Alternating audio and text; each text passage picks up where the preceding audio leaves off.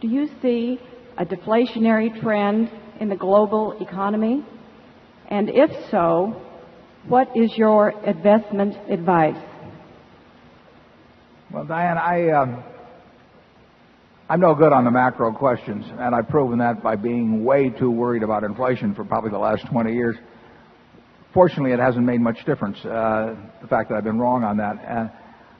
So I don't really think my judgment is any better than yours at all in terms of assessing what's going to happen to global prices over time.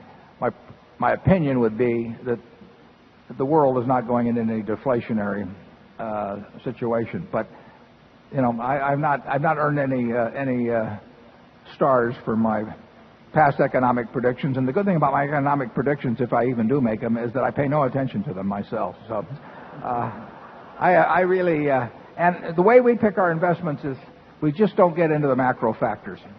I can't recall a time when Charlie and I have looked at a business either buying it in its entirety or buying pieces of it through the stock market. You know, I've seen a lot of bank mergers recently, and one of the things they do because they want to cut the costs and justify a merger, which they're dying to do. I mean, that's the reason they cut costs they wouldn't have cut if they weren't dying to do the merger in the first place and get bigger.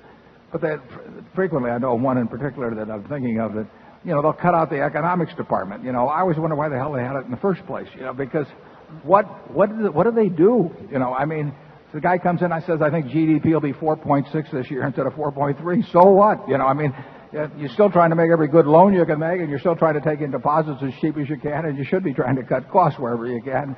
It's got nothing to do with running the business. But you know, it's fashionable. And every bank had its economist and economics department, and when a big client would come in, they take them to lunch, and it always has struck me as it's just a lot of nonsense. You know, so if we ever get a economics department at Berkshire, sell the stock short.